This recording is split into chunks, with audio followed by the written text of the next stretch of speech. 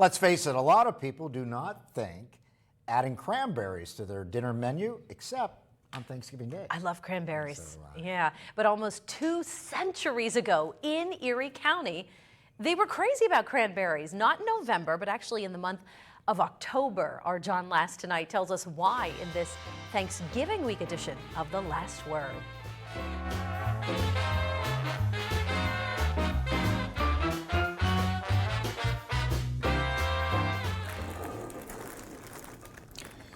Cranberries.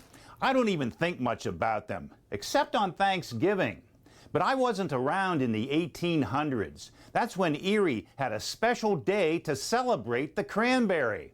It was an official holiday, and everyone went wild. In the early 1800s, Presque Isle did not have roads, trails, and buildings as it has today.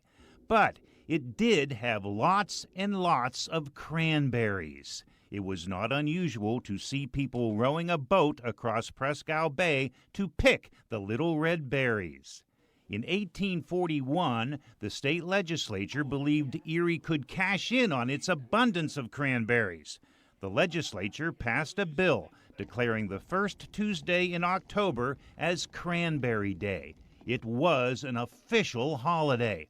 No one could pick cranberries on Presque Isle from July 1st to the first Tuesday in October.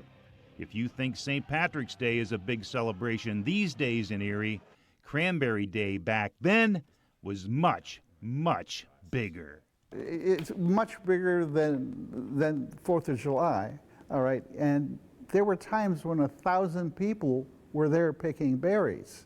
Now think about that. You've got all those boats, all of those people picking berries, about 1,000 people. And back then, that was a lot of people. Gene Ware is an historian who has written 10 books, including a history of Presque Isle. He says the celebration was called Cranberry Days with an S because people would camp out on the peninsula for several days once the first Tuesday of October arrived. Hundreds and hundreds of boats would come ashore at Misery Bay. Gene says some of the people who came to Presque Isle probably didn't even like cranberries. I think part of it was they liked to go there and party and give them an excuse. So it wasn't necessarily their love of cranberries, it was a party, it was a celebration. Yeah.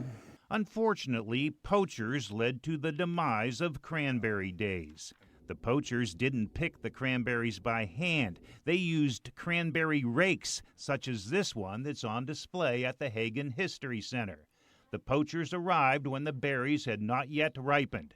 They did not care about breaking the law.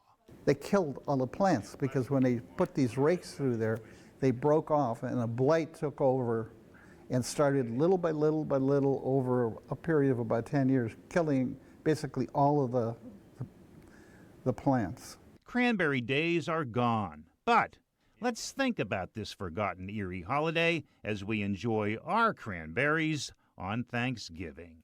With the last word on Cranberry Street in Erie, John Last, Erie News Now.